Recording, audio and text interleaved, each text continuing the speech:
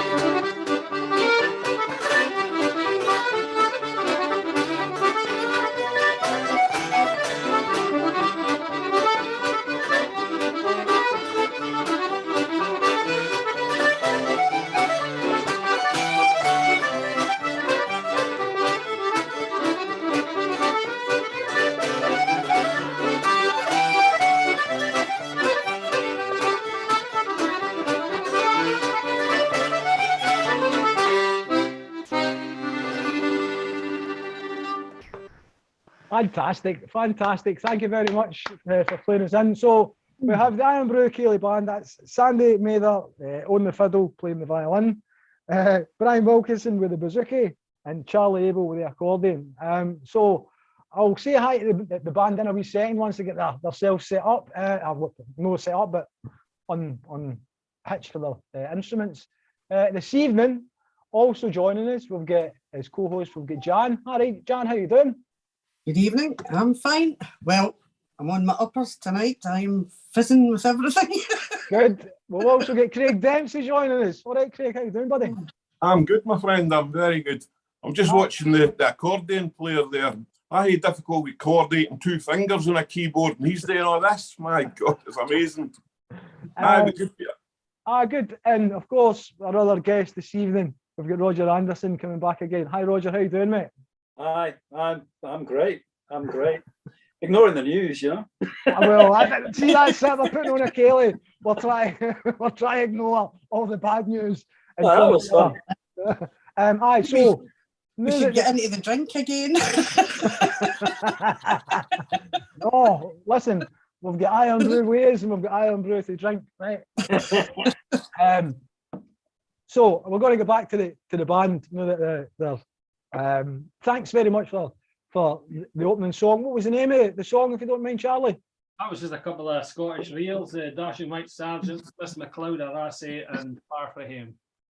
It was through yourself, obviously. I knew that I seen your adverts for the band, and I thought, well, I'm going to try and ask if we can get these to come on. So I have to thank you first for agreeing and trying to do something, because at the end of the day, everybody's fed up The news is absolutely shocking. What got you into Ceilidh music? What made you pick up an instrument? What was your first thing? When I was a kid, I remember having a tape with the Alexander Brothers, and then I went to a Foster and Allen concert when I was about 14, because I was grounded and I saw Mick Foster playing the accordion, and I hadn't really seen an accordion, and I didn't remember if one looked like, but I remember that my dad having one in a loft, and I got a tape at the concert, and a wee while after that I was listening to the tape, and I went up and I got the accordion down from the loft and asked my dad to teach me how to play the accordion, and he kind of laughed at me and said I'd never be able to do it. And I said, that kind of like spurred me on to go down to Bruce Miller's in Union Street in Aberdeen. That was a music shop, and I bought a book, the Ceilidh accordion music book, and I taught myself to play a tune the same day. And every day after school, I'd learn another tune, and I did that for years. And I went to a guy for lessons after that. I loved the accordion. It was something that fascinated me, and I never felt bored playing it. It put a smile on my face every time I played it. Well, every time I hear accordion music, it takes me back to when I was younger. Like Foster and Allen, my mum used to play around about the house on an old tape and stuff like that when she was doing her cleaning up and stuff. So you get used to hearing that I get used to hearing that kind of music, and it takes me to a nice place. It makes me, I like that. I like bagpipes and all. But whereas some people kind of go, no, the shrill of the bagpipes just isn't. And I'm like, no, I could listen to that kind of a music all day, every day. So thanks very much. I'm going to come to Brian now, because Brian, what's your instrument? Did I hear being called Brian Wilson? Wilkinson. Fred Wilkinson. Oh.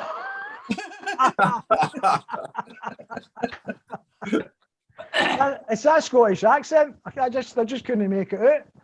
Sorry, my apologies. I've written down Brian and everything. I'm like, Brian. Right, so Fred, there we go. It's Fred.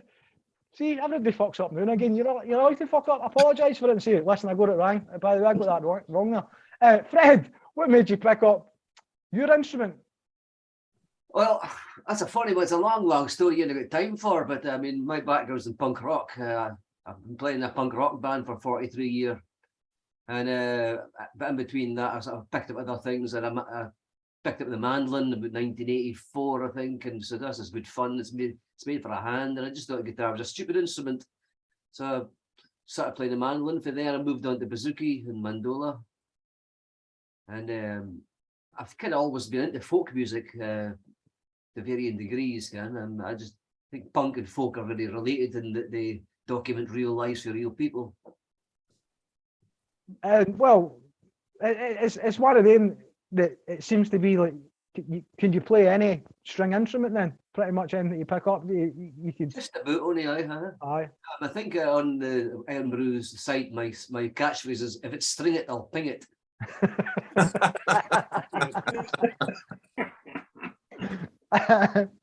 Right, I'm going to cautiously come to who I think is Sandy, right? Because is it Sandy for a start? It's Sandy, aye. It's a bit of meatloaf here too. 3 isn't bad, it seems. Right, Sandy, right, you're fiddling on the violin. Yeah. How did that come to play the fiddle? Aye, what was your? Well, I was named after a grandfather of mine, who was he liked a baby, like, you know. But he doted on me. So my mother used to send me off with him in his car every Saturday morning, basically to try and keep him out of the pub, like, you know. And it was great for me because he just took me to the pubs where they would let bairns in, you know. And one of these pubs was a place called the Saki Burn Hotel near Livermore. In fact, I only live about 2 miles away from there now. And at that time it was run by 2 brothers, and one of them played the fiddle, and they used to go up out the fiddle at every opportunity and play a few tunes, you know. And I must have been about 3 or 4 when I first heard that. I thought, I just knew, yeah, I want to do that. So it took me a wee while to get a fiddle together, because My father played the accordion and he hated fiddles, or he used to play the accordion and he hated fiddles. So basically, I had to go to wait till I started going to the tatties to get enough money to buy a fiddle of my own. And like Fred and Charlie, essentially taught myself because there was no money in the house for lessons or nothing, you know. But yeah, I've been at it, I suppose, 50 years now, 55 years now. Well, it's one of the ones that, as I say, when I listen to that type of music, it brings a wee bit of joy and it brings that wee bit of comfort.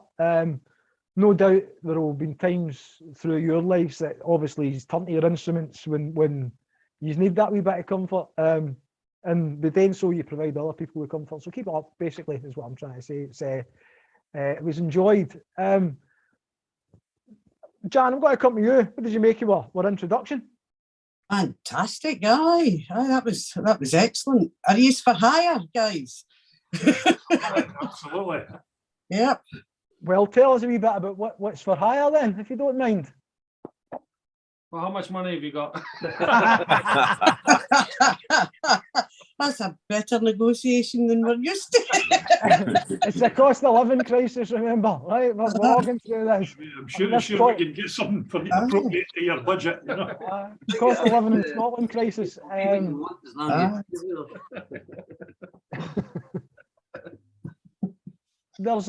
You've got a web page. Aye. Ironbroo.scot. Ironbroo.scot, and I'm just spelled IRONBROO. Well, what I'm going to do is I'm going to just show people that web page now. It's just loading in the background.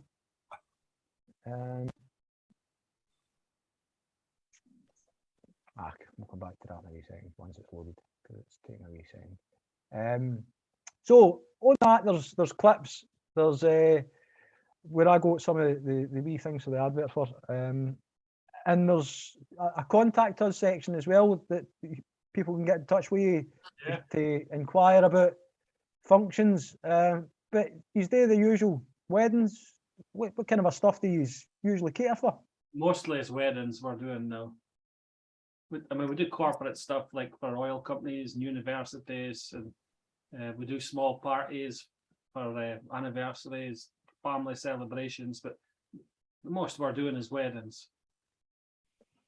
Well, if you need a Ceilidh band, the called Ironbroo Ceilidh band, and this is the website here. I'll share the screen now. It's all loaded up now. And you see Charlie with his accordion right on the front here. So there it's there. It's got hire band, reviews, video library, Cal records, sheet music library. So it's all there in the contact us section there. So if you want to get in touch with the band to scope out possible bookings, etc., then please do so. Craig, got to come here, mate. Aye, I tell you what, I defy anybody not to tap their toes when there's a Ceilidh band playing. They're amazing. So it's similar to Sandy though. I used to win the fiddle for 4 years. It was the DWP that buggered me up, not the fiddle.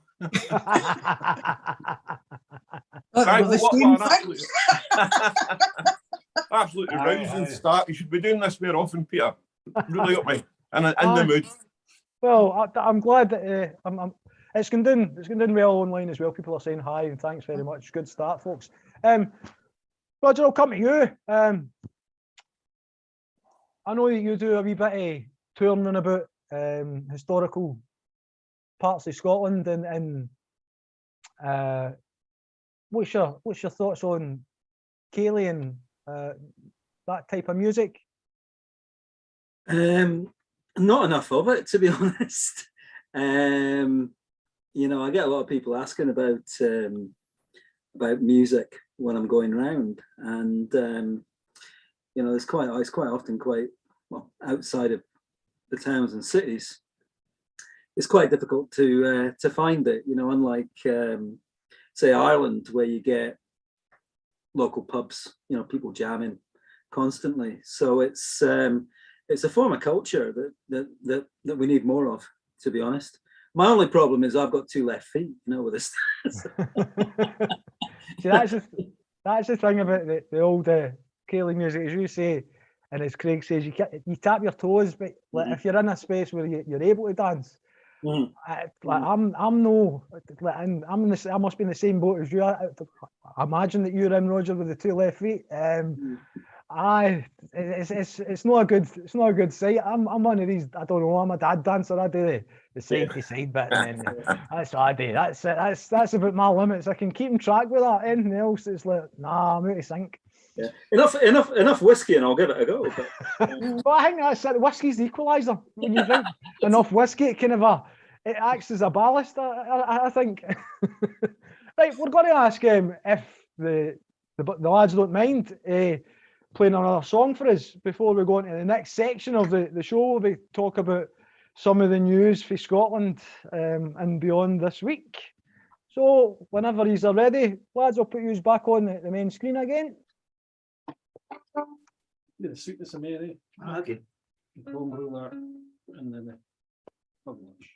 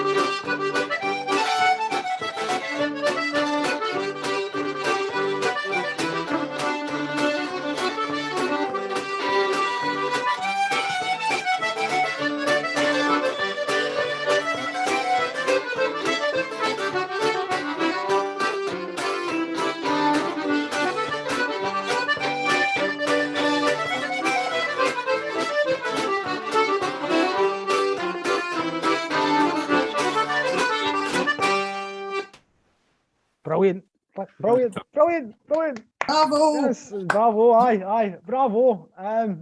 Right, let me change that back to the gallery again. Excellent, brilliant. Aye, that was great. Right, I meant to point out as well, it was advertised that Sarah Sawyers was going to be here. However, one of these ones where she tells you she's double booked and she's got to fraternise with SNP people, SNP groups to talk about Salvo and stuff like that. Okay, after you've been to Yestival, right? Okay, aye, you forgot you'd booked that. Aye, okay, right, aye, I'm taking the piss. Right, so she couldn't make it, she was got another group. Yestival, we're going to talk about Yestival now. You're not back on the full screen, pal. Oh, I know. Right, hold on. Right, who's on the screen? Who you seen on the screen then? The band. Oh, right, you're only seeing the band. Right, sorry. Move spotlight. The band, it's better I've seen the band. The band are the best thing that's on anyway. I tell you what, it looks lovely. I look at the log fire in the corner and I know, everything. It must be roasting. What are you moaning about then? Absolutely roasted. Right, so I think that's us now, guys. Oh, there he is. I knew I've lost my train of thought. Where was I going with that? Where was I? Yestival. Oh, I need to put this shout out. So I went to the original Yestival on the 18th of September. It was cancelled. It was Hope Over Fear. We'll now just need to change the name to Hope because he's cancelled because something was going to happen and never. Anyway, I met the author of this, A Long Walk to Justice, Scott Forbes, who gave me a signed copy of this book. I have read it. It's about an injustice, a possible legal injustice that's been carried out against a minor in Scotland. I suggest that you buy it, read it, and if there's anybody out there that's got a wee bit of clout, pay a wee bit of attention to that because there's something not right with it. Yestival. Craig, did you go to Yestival? I certainly did. Yeah, I was there. I thought it was one of the best I've been at for a long time. Just the atmosphere, the speakers, Robert McAlpine, he was on fire. And Sarah too. I mean, she was brilliant. But no, I came away from there with enthusiastic again. It was a really good day. Thoroughly enjoyed it. Excellent. Anybody else here go to the Yestival? I'm not want to get through everybody if you didn't go. But, right, no, nobody else went to the Yestival. Right, cool. What did you think about numbers, Craig? I'm at the stage now, we're never going to get back to what we were before COVID. But you've got to remember on Saturday, there was SNP conference on, there was a rail strike, difficult people to get there. So overall, I thought it wasn't that bad a turnout, to be honest with you. Right. I would have loved to have seen that square full, rammed full, but I don't think that's going to happen. There's still a lot of empathy within the Yes movement. Now we need a spark to get us going. I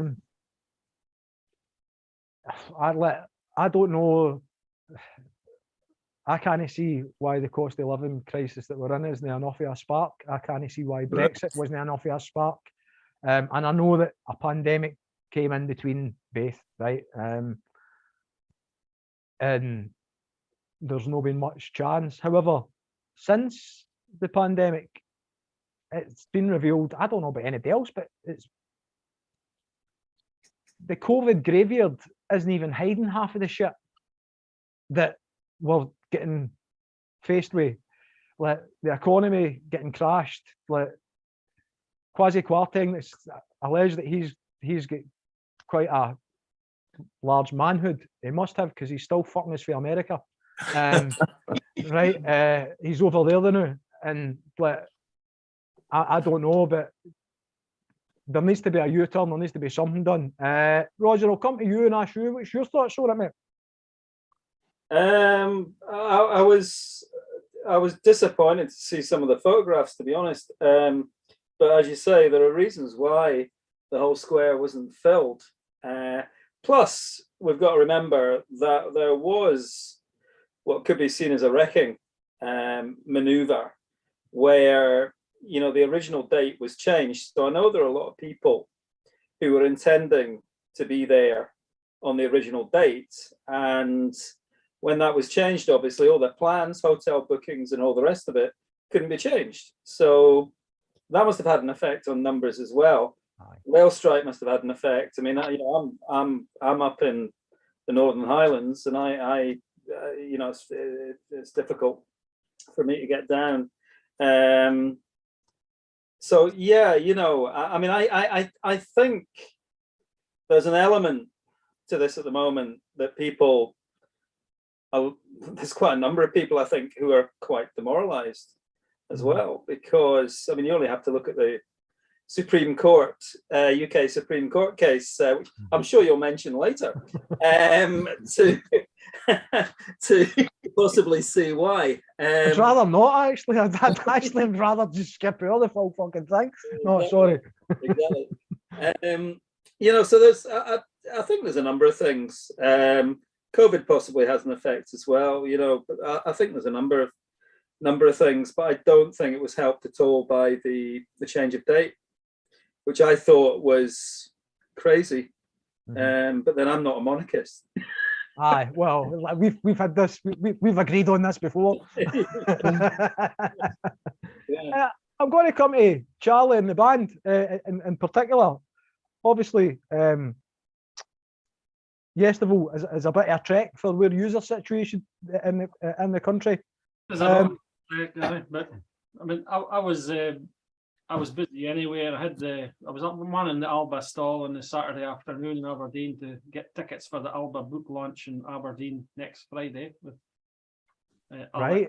and Neil Hanvey and Yvonne Ridley, and we'll be playing there as well. Good. Good. That's next Friday. I think, I mean, it's one of the things about being a working musician is most of the time, seeing a Saturday, actually that's a working day for us, really. Yeah. So it's even more difficult to attend events like Yestival or whatever. If you've got a job that night, it's just something not possible to travel, But I think if I can come back to your comments about the numbers, Of course. I mean, I did manage to go to the AUOB march in Edinburgh the week before, and I was quite heartened by that, and again, nothing like the numbers it was pre-COVID, but then pre-COVID, we didn't hear a ruling party that was essentially about demobilising the Yes movement, and about saying, well, actually, you can leave it up to us, we're the politicians, you can leave it up to us. That's what always concerns me. So the fact we got the numbers that we did, I think actually quite heartening in the event of, simply due to the fact that we have a ruling party in Holyrood that is effectively trying to demobilise us. What's interesting to look at numbers is look at the pictures at the SNP conference in Aberdeen. Now, Yes. It's a very good there's more people. correlation, Charlie, because we're told that the SNP are the most, I've got the biggest membership in Scotland, and I just to come back to what you were saying there, I couldn't get to all under one banner in Edinburgh again due to the rail strikes, and I'm not as far as what you are for Glasgow, so I get where that's coming from, and that being a working day for bands and what have you, and that would make I made it. I don't know if I took the Edinburgh number and then when I seen the Glasgow number, that's what kind of I felt as if it crushed me. I'm not going to lie. I've got this problem with my inner ear now, and I only stayed for a couple of hours on Saturday, Craig. I feel as if I'm on a roller coaster when I'm sitting still. It's mad, right? So I stayed for a couple of hours maximum on Saturday, and I don't know if it was seeing the numbers that were at Edinburgh the week before, and then only seeing that small number in Glasgow and going, expletive, I'm away home type thing. Right? I wasn't feeling at my best, so I went away home. You've got to remember, traditionally, Hope Over Fear haven't got the numbers that all under one banner get in their marches. Traditionally they haven't been. And you actually said there a minute ago, the cost of living should be a reason for people going out and, and campaigning. But it costs money for families to get to Glasgow. The cost of living could be biting them. We don't know. Well, and that's another thing that again, you've got to take into account, because like cost, your general costs, like general costs in life have skyrocketed. So fuel costs, parking costs, they're extra costs that on top of the life that you're trying to struggle by on. So if you're struggling by and you've no got enough to even park the motor, or to get the motor there, or bus fare or train fare, then it's got to stop people from going. Maybe we should start a Tweet Street tattoo, turn off and turn up, where you just turn up at your local authority council offices and just protest and just make your voice heard there. Your closest thing, I don't know. I'm clutching at MP surgeries, aye. well, they don't do surgeries. Everything's like online. And again, you need to have access to online facilities to make an online appointment with an MP if they're doing their surgeries online. I feel as if not every MP, Peter. There are some good MPs out there, by the way, especially my one. There we go. Tell us some of the good MPs. I'm obviously skipping over some. So please. Well, like so with Neil, we're not allowed to go out and do surgeries, right? That's pretty much the security side of it. But you don't have to have a internet to come and see your MP. You can come down to Neil's office Monday to Friday, tap the door, and an appointment will be made for you.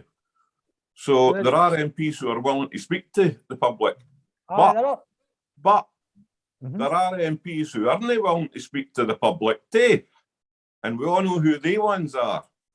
Aye, well, we're tending to find that there's quite a lot of they ones, right? And that'll lead us on nicely then to our first wee clip, right? Because we need, listen, I don't want much to talk about this either, right? But we've got to have to, because at the end of the day, we've got a vested interest in it. Right, so I've tried to make it as entertaining as I possibly can, which is hard. But here we go. Let's have our first instalment of Mr. Muscle Loves the Jobs That You Hate and Powerful. Right, this is about 3 minutes long.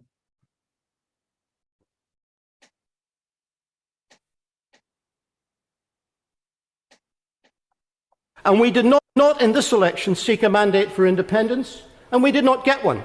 And we have not come to this chamber to argue the case for independence. We come here not to disrupt, but to be constructive. We come here to be good parliamentarians. It will take us time to learn the processes at work here. It will take us time to get our feet under the table.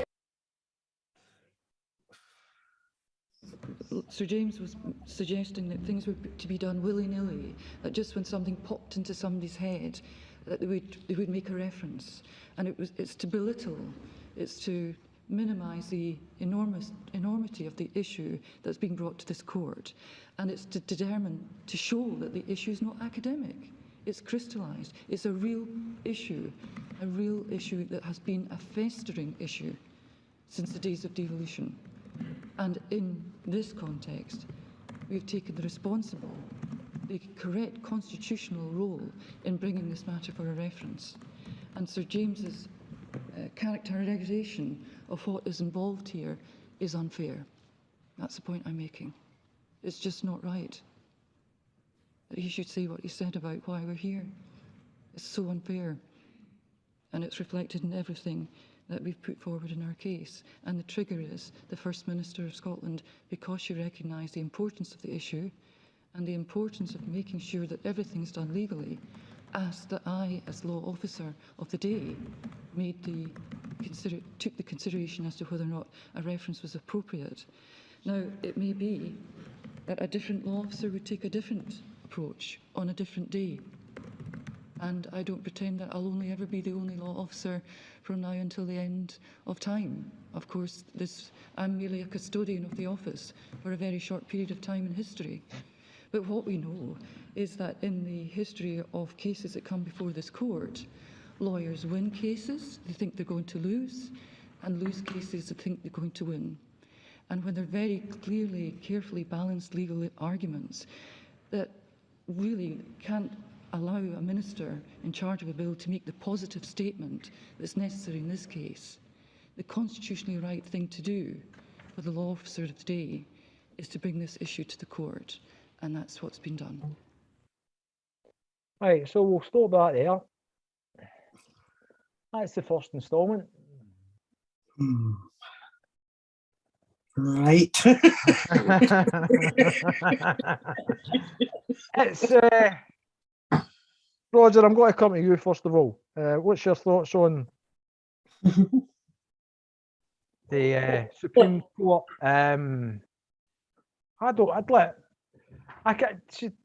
She's supposed to be the representative for Scotland. It's I mean, even watching that short clip was pretty excruciating, to be honest. Craig Murray, what did he say? Craig Murray described it as an excruciating 3-hour ramble delivered with all the concentration of an 18-month-old toddling around Hamleys, which for anyone who doesn't know is a big toy shop in London. I mean, it is believable, but it's unbelievable at the same time. You keep having these moments where you kind of you see stuff, you hear stuff, and you go, "Oh yeah, I'm not surprised." But at the same time, you're just gobsmacked. Yeah, that's the one. The legal farce. He pulls out 4. They're just scrolling there. 4 points that she made. And just reading from what you've got up on the screen, she basically made the unionist arguments for them, or as I prefer to call them, British nationalist arguments for them. It is a peculiarity that the Scotland Act refers to the union of the kingdoms of Scotland and England. Those states no longer exist, having been replaced by the United Kingdom. And then apparently after a couple more hours of rambling, she comes out with nothing turns on the peculiarity. The union is a full political and economic union between what were previously independent countries. She's basically, the argument they've been coming out with since it suited them to come out with. Back in 2014, of course, it was a union of equals and all the rest of it. Now it's, the UK is a unitary state, and there's no Scotland, there's no England. There's no Scotland, most particularly, and she is coming out with that precise. What on earth is going on? What on earth is going on? I found it difficult, just as you say, excruciating. It's like, yeah. Because words do matter. See, when it comes to how it's going to be addressed in law, words do matter. Absolutely. But also, I get the impression that the Supreme Court itself, it's a UK Supreme Court. We shouldn't be there in the first place. Yep. We should be in an international court if we're anywhere. Talking about the right of self-determination, not this nonsense. But I get the impression that she's almost handing them excuses to block this. She's given them one excuse after another. The point is that what she's arguing there is disputed.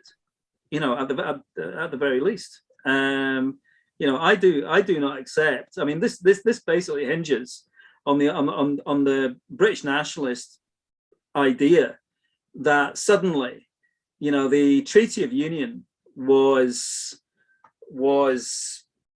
swept away by the Acts of Union, which were only ratifying documents. They ratified the Treaty of Union, and suddenly Scotland just disappears in a cloud of smoke.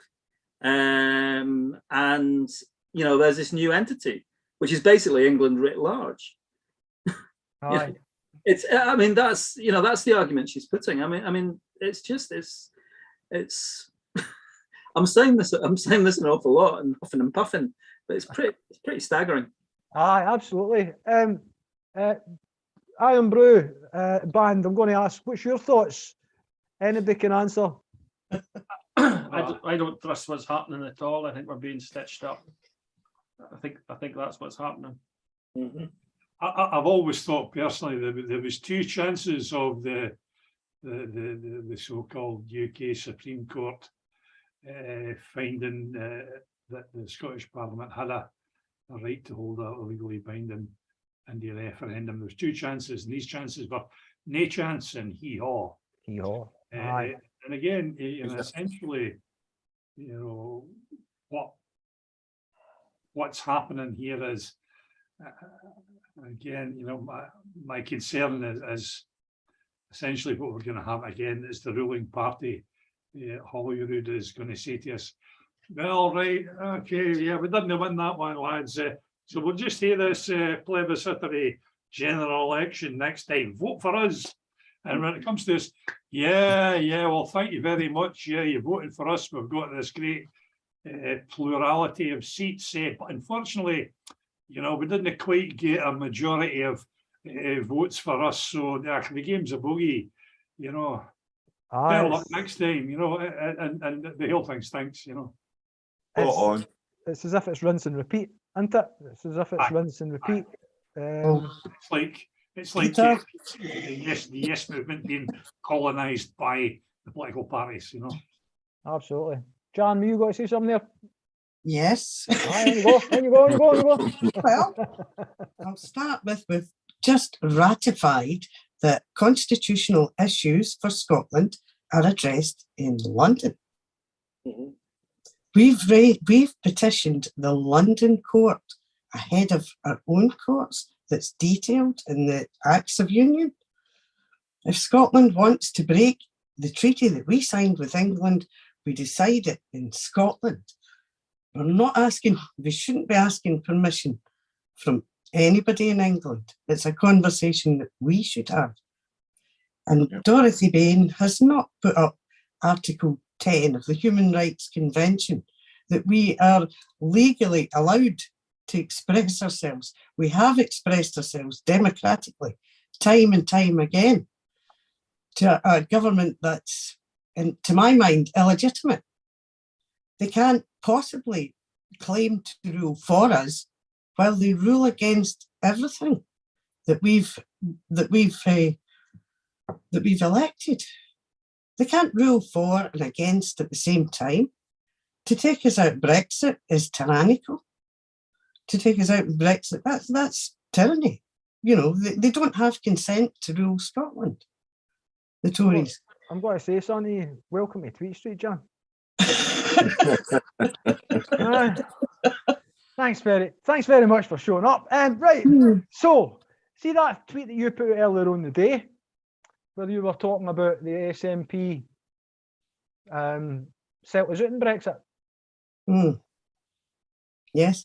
So, what's your thoughts on it? What's tell us a wee bit more.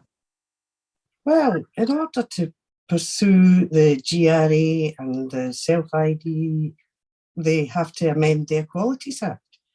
And they can't amend the Equalities Act without amending the Human Rights Act that the Tories are desperate to ditch with the European Court of Human Rights. Now, when you look at this new social phenomenon of transgendering, it's all the parties that back this, with the exception of one. So who would that one be? Who would that one be, John? Well, it's the one with the money. It's the one that's got the transatlantic connections, the big pharma connections, the corporate connections, the fossil fuel connections. Would they be the ones? Would they be the ones that would go, I've got an idea, and they'll all fucking buy it, hook, line, and sinker, because they'll be that desperate to go against what we're doing that they'll jump in, both feet, and we'll ride in and go, we're no for that. Look at these fucking idiots. We wouldn't recommend you cut off healthy parts of your body. We wouldn't recommend that you take sterilising drugs as a child. Why would we do that? Because that's evil, right? I'm right, it is. I mean, and it's not even helping trans people. The one trans person that I know quite well, is now scared to go out because they now get abuse that they never ever got before. I know who that is. I know who So that's really battered them behind closed doors. So it's not helping them, it's not helping women, it's helping a fascist Tory agenda. That's what's happening here. And then if we go a wee bit further, it was mentioned in the Commons about mermaids. I don't know if anybody here's heard about mermaids. And the Jacob Breslow dude, his thoughts and feelings towards minors. So it was mentioned that there should be a criminal investigation. There should be a criminal investigation into mermaids. I've got absolutely no doubt about it. But we've still got the SNP, John Nicholson, Nicola Sturgeon, the Scottish Government inviting them into Holyrood. Like, can nobody see what's going on here? Am I just seeing things that aren't there? Am I seeing things that aren't there? Is it a case of, wait a minute, everything was running along nice and smoothly, and all we had to do was kick the boy over the line. That was it. We just to kick the boy over the line. Oh, wait a minute. No. We can't have the way that you're bringing your wains up is bigoted. And we want to affirm them as whatever else without your say so. And what we also want to do is we want you to be cancelled on everything that you do, so that you've not got any chance of speaking out. The way Graham Linehan did, where he was cancelled off everything and made out to be the big bad. Oh, he's the monster. That one's the monster. And yet it's turned out to be that he's been the only one that's been telling the truth from the beginning. Our government, Nicola Sturgeon, our First Minister is saying that, well, no, these people are all right, and that I'm wrong for disagreeing and agreeing with Graham Linehan. And anybody who disagrees that you can't be born in the wrong body, you can't be born in the wrong body. You're born. It's what it is. It might not have been what you wanted. It might not have been what you got. It's what you are. Right. That's it. And I put on a fur coat, I'm suddenly a bear, you know. It should. The concerning thing against women's rights, Shannon, I done a panel the other day with too many great guests to just, well, I could rhyme them off, but it was all about trans and Stonewall and mermaids and teachers not being able to feel as if they can speak out. It was a teacher that had been sacked, and nurses are saying, and for the medical profession, because James Esses was one of the ones that was on it, and he was saying he was trying to become a child psychologist. Was what he was doing his master's degree ultimately to become. And the people that agreed with him were too scared to speak out because they seen what happened to him. And this was the example that they were setting. They done it with, I mean, if you want to bring it even to Scotland, Joanna Cherry, the situation with Joanna Cherry, the attacks on Grousebeater, all of these things, historical. There's a reason for it, and it's not to convert soft nose. Talking about soft nose, Craig. Aye. I'd like to take a wee quick story here. I'm going to go back 5, maybe 6 weeks ago. It was a Saturday. I was in the Yes Hub in Kirkcaldy, and I was standing at the front door. And at the front of the door, we have a chalkboard, and we write silly slogans on it. I can't even remember what the slogan was that was on it, but this guy walked along, and he looked at it, and he says, "Aye, well, that'll never fucking happen." I said, "What's that?" He says, "Thank Christ we're no independent. We'd all be living in caves by now if we'd have went for independence." So I struck up a conversation with him. 20 minutes later, his wife come along. And it was at that point I kind of thought to myself, I'm battering my head off a brick wall here because I was getting nowhere. They were just your typical pig, ignorant unionists. They could see nothing wrong with Westminster. They were fucking, they done with nothing.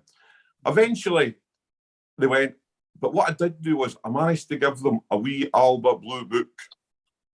And we went the way, and I thought to myself, well, that's 45 minutes of my life I'm not getting back anyway, I can assure you. But on Tuesday at lunchtime, there's a wee coffee shop right opposite our office. They do all these fancy coffees with stupid names. But I went across to get a coffee, black coffee, 2 sugars. And they look at me as though I've got 2 heads when I ask for that. But as I was coming out, I noticed the couple sitting and they called me over. So I started going over and chatting away with them.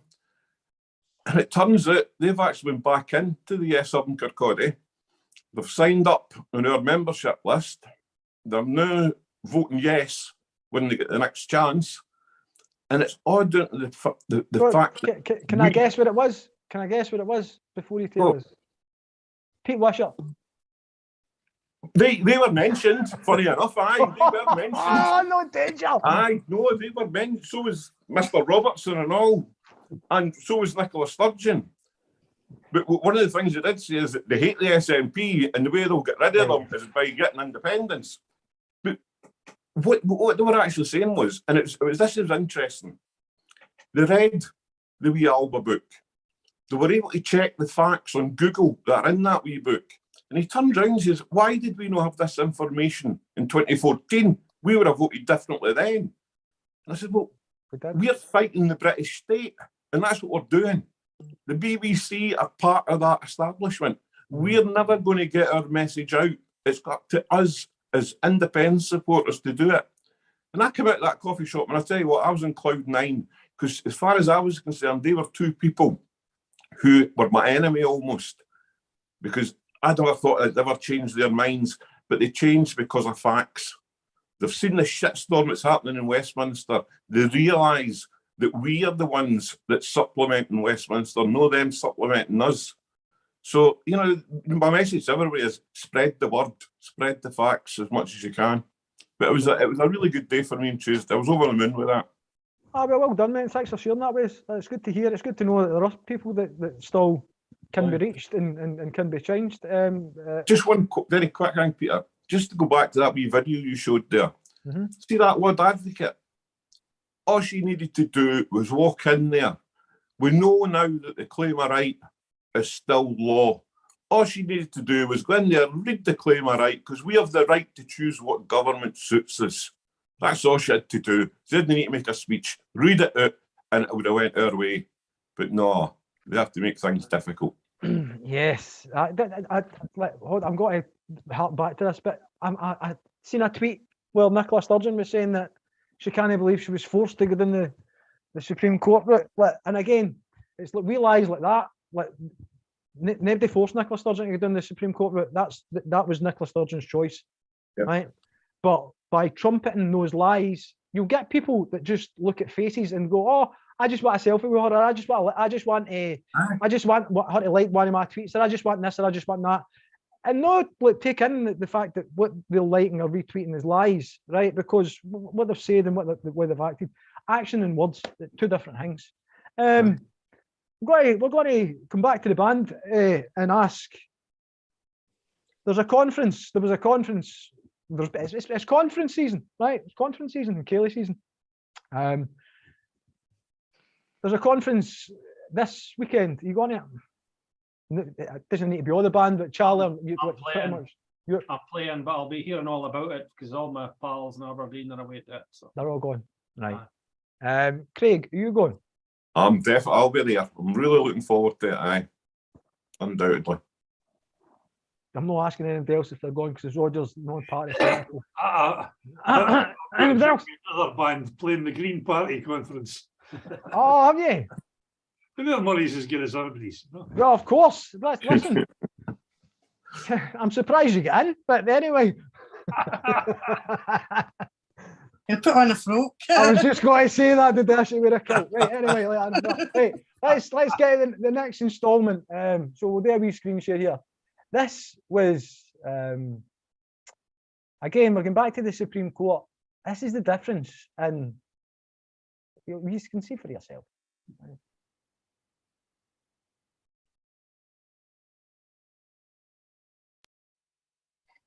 Given the time, it's so be it.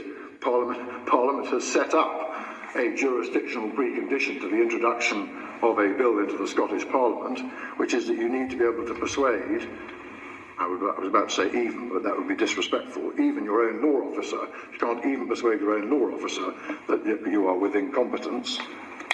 Nicola Sturgeon is not Alex Salmond. She doesn't frighten the horses south of the border. And it was the home of Oliver Cromwell, who defeated the Scots at Dunbar, incorporated Scotland into his protectorate, and transported the Scots as slaves to the colonies.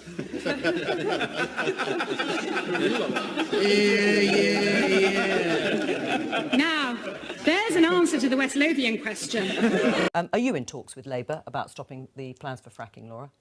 Well, no, I'm not, and it's not something that's going to happen in my constituency, but I understand that there are environmental concerns about it, and I understand also that it won't happen, as you just said, without local consent. And I don't think it's unreasonable when we are looking with a greater urgency than we ever had before at energy resilience and our own supply, that we should at least explore whether or not there is more potential in shale gas. But I know that the communities who it does affect feel very passionately against it, and I wouldn't be able to support a policy that imposed it on an area where that view is held, because, you know, and I think your next question might be, well, where is it going to happen? It's not going to happen then, is it? Well, look, it's probably not going to happen in densely populated communities, but I don't know whether there are parts of sort of the northern reaches of Scotland where there would be appropriate sites, and I wouldn't discourage it if there were. No, I mean, should it be looked at least, Lloyd? Right, so we'll stop back there. So the difference between their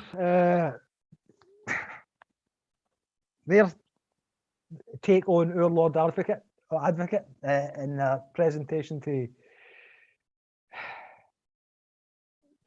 fight for Scotland, it's pitiful. It's fucking pitiful. I'm trying to make the best of this as I can, but I'm struggling even to put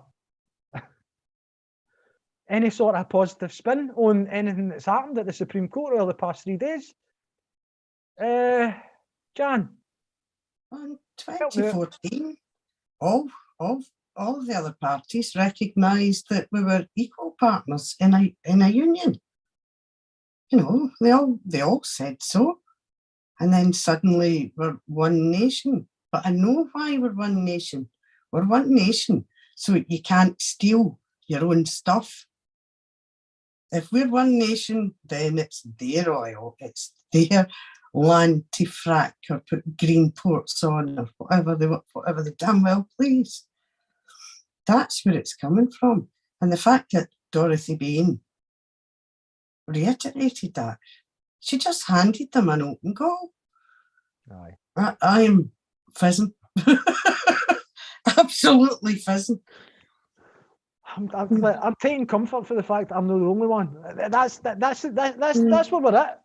I'm taking comfort for the fact that I'm not the only one that's feeling that angry about where we're at.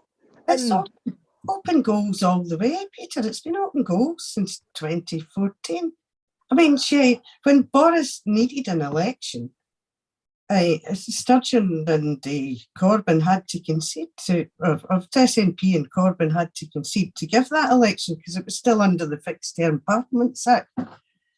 Aye. And they did so.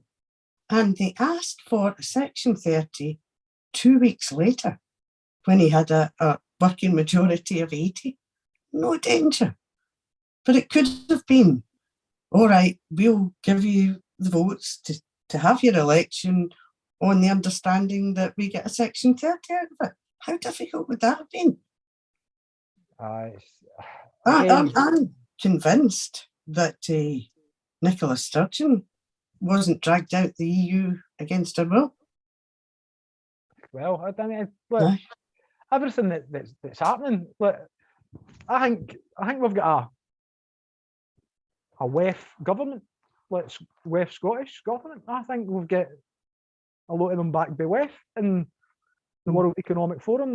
These young leaders of the future, these idiots that are just doing whatever for unelected bureaucrats. That's just my opinions of it, because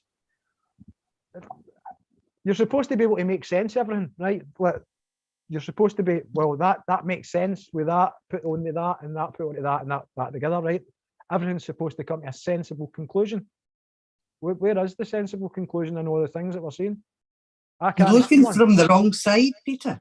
If you look from your opponent's side, it all makes logical sense. The jigsaw just slots into place. Right. So that's what I'm saying. So the logical position is that that's the answer. That's the answer. And if you see something with your own eyes, believe it. Aye. Aye, when folks show you who they are, believe them the first time. Aye, don't go back for a second shot, you know what I mean? Yeah. Take the first shot, warning shot. Right, we've no spoke about debate night was on last night. And they were talking about Devo Max. Well, they weren't talking about Devo Max, but they're essentially laying the tracks for Devo Max, if you ask me. I'll share this wee video clip here, and we'll come to the band first of all for their thoughts, because after we go to the round the room, we'll be going to the band to finish up. So this is this wee section here. Sure. I think the SNP have got no option, in a sense. I mean, the better way would be for the two governments to agree the process, as has happened before in 2014. The current UK government isn't up for that, and so the one option to get the referendum legalised is to go to court. But I agree with Andy. I think that we actually, the court potentially offers us a point of departure, a fork in the road. If the court does say that there's no power for the Scottish Parliament to hold a referendum, I think that gives us the opportunity to just pause for a moment and decide, how do we want to address this issue? It's an issue that's not going to go away. And so we as a country have to find a way of addressing it in a way that I think brings us together. If we draw the line down the middle between yes and no, what that means is that the gravity pulls the two sides apart. I actually think that there's more that unites us on this issue than divides us. So I would say that most people in Scotland would like Scotland to have more independence to some degree. I also think most people believe that we should have union to some degree with the rest of the UK or with Europe. So partnership and independence, those are not opposites. They're actually points in a scale. And so the conversation becomes about how much union do you want to have, how much independence you want to have. And that's a conversation I think we can have, you know, in forums like the Constitutional Convention, an upgraded modern version of the Constitutional Convention, things like citizens' assemblies, proper citizen engagement and conversation. So we take the heat out of this issue and we actually take it into a space where we can focus, first of all, on what we agree on, and then talk about, you know, obviously we don't agree. There is difference on this issue, but the difference isn't as big as we think it is. Do you really think, I mean, you led Scotland, the campaign, Scotland so close to independence the last time, but so much has happened since then. Do you really believe that the heat can be taken out of this debate, that we can step back and have a proper look at what Scotland needs as a future? So I think it's up to the people of Scotland. Do you want this debate to be done in a different way? And if you want it to be done in a different way, the politicians will follow your lead. Nice to meet you. The wee better focus where we were in your own country. All right, welcome to Belfast Crown. Thank you. You're very welcome. Thank you. Ireland belongs to the Irish. Right, so that's the end of the wee clips for the day. But it says be more Irish at the end there, because I don't know if you heard that. Pass me a sick bucket. I'm not saying be Irish. I'm saying be more Irish. Like have that wee bit more fight. That was to the future Queen of England. They said something, but I'm going to come to the band first of all. So for that last section for debate night, with Stephen Noon. The first thing I would say that's really obvious is we were promised Devo Max in 2014. So what happened to that? Where's your Devo Max? You can't put it on a ballot paper again. It's only there to split the vote. That's a total con job and it should not be entertained. anybody who wants to entertain that, I would not trust them one bit. I absolutely agree wholeheartedly with what you say, Charlie. Any other members of the band want to chip in? Feel free. I think that this whole process just indicates more and more, you know, there's no sense in going to, as Jan was saying, going to an English court and looking for some sort of resolution here. There is no constitutional way for Scotland to become independent. There will be no legal way for us to become independent. You know, that will not happen, you know, in that sense. What we do have to do is to look at unconstitutional methods. I'm not talking about insurrection here. I'm talking about just being ungovernable. I'm talking about withdrawing your consent to be governed. You know, we're not talking about armed insurrection here. We're talking about self-defense as a nation, you know. Absolutely. Aye. Again, we've got to have some form of support or backing from somewhere as a people, as Scottish people. You know what I mean? We're a colony at best. Why? But if we start for there, well, hold on, we're colonised. We need to become uncolonised. That's how it happens, in my opinion. It's frustrating, and as the band are saying, it's kind of there's different options. You've got the claim of right. You've got all these different groups, and it's hopefully it's having people coming together and going, well, wait a minute, we know it's the greater good is it's Scotland, and it's no SNP, it's no Alba, it's no ISP, it's no Greens, it's no Labour, Tory, Lib Dem, for all that there are, because it's all parties and none allegedly. And we do what's best for Scotland as a country and all the people that are in it, because I don't know, Craig, it may have been you, or maybe I'm getting you mixed up with somebody else. Did you share something earlier on about electricity, Scottish electricity, taken all the way down to England, and then we get charged for it to get transported back up? I mean, it's one massive con. It's a Ponzi scheme. That's all it is. We're giving them our electric, and they're selling it back to us. We're getting ripped right off totally. I've lost faith in the politicians getting us independence. This country will never be independent if we play by Westminster rules. They're past masters at it. It's time the people started speaking. And as you know, Peter, I'm heavily involved with Salvo. And I mean this genuinely. I think we've more chance to get our independence through the work that Salvo are doing than we are through the SNP. You know, people, if you haven't already went to the Salvo website, go on it, sign up at liberation.scot. This is a proven international way that we can get the backing for Europe, we'll get the backing for the UN, whether we're an equal partner in a union or we're colonised, the UN will help us, but we need to help ourselves first. And the way we do it is by mobilising the troops. Let's make this country ungovernable. You know, let's get outside Queen Elizabeth House and shut it down twice a week. We need to do something. We can't sit back and wait for the SNP, because if we do, we're going to be here for the rest of our lives. I agree with that. John, what's your thoughts? Well, it's not just the vote, it's just Ceilidh Convention. They just shift the goalposts and rewrite the rules to suit. Now they're currently rewriting writing a referendum bill. I think we're going to have to hit 60%. They're rewriting the Barnett formula. They're taking away workers' rights, human rights. SNP couldn't even hold what we had in statute. They've conceded nearly 70 years of progress for the working man. Absolutely. I've just put up Salvo's website there. That's on the background. Get onto salvo.scot for liberation.scot. Register with the Liberation Movement folks.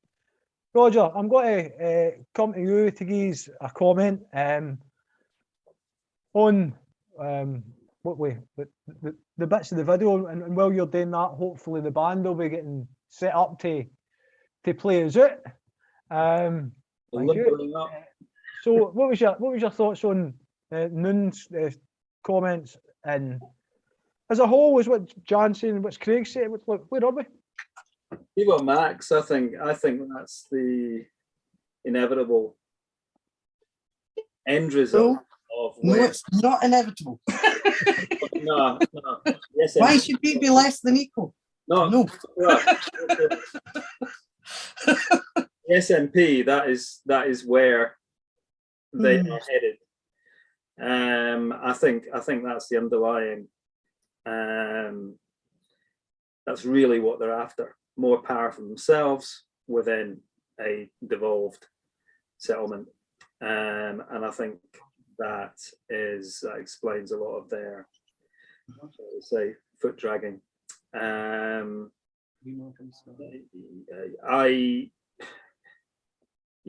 it's a lot of what's going on at the moment is it's a game. There's a political game being played where, the Tories are very happy slagging off Nicola Sturgeon and the SNP and saying, aren't they terrible? The SNP are very happy saying the same about the Tories, and we've got this court case going on, which to all intents and purposes, they seem to be throwing, essentially. So the end result of that, I think, from the SNP's point of view, appears to be, from the leadership of the SNP's point of view, desired end result, I would say, is for them to lose, for them to be told that they can't hold a referendum, and then they got into the next election saying, effectively, as Mary Hunter has admitted, give us another mandate. And they're into 5 more years of fun and games again.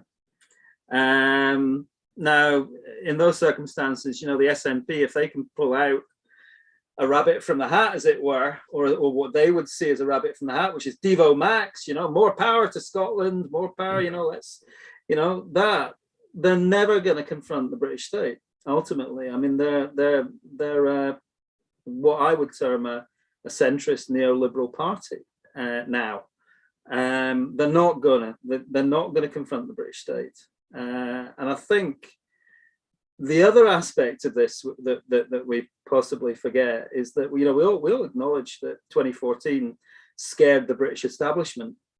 I think 2014 scared a significant proportion of those who are now in the SNP leadership.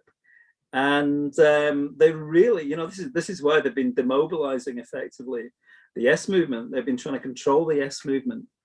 They don't want to see the sorts of things that people are talking about. They don't want to see civil disobedience. They don't want to see Scotland made ungovernable. Their cushy little numbers. Their cushy little numbers at Westminster. Their cushy little numbers in Edinburgh are going to be damaged by that. They don't want an ungovernable country. They're not an insurrectionary party. So, Devo Max is their perfect solution, to be honest, in my opinion. And the thing is, Roger, as you said, if a third option is introduced, that's a safe bet for people. That's the problem is that Devo Max is undeliverable. I mean, that's Devo Max is what Westminster deem it as at any given point.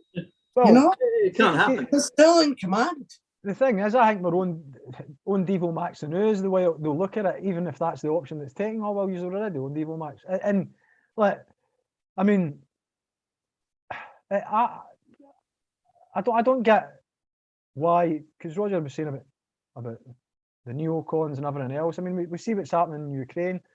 I mean, I had to go live to Ukraine the other day to Kiev. So this was me reporting live for Kiev. So it's live for Kiev after the bombings and what have you. Wait a minute. Oh no, see, like that green screen, right? Anyway, we've taken pissing off. What we're going to do is we're going to say thanks very much to Craig Dempsey for joining us, for Jan for joining us, to Roger Anderson for joining us as a guest this evening, and also to the Iron Brew Ceilidh band who are going to play us out. Just I hope I don't end up looking like a right tit here. So on to the Iron Brew Ceilidh band. And whenever you're ready, just play us out with a couple of songs, please.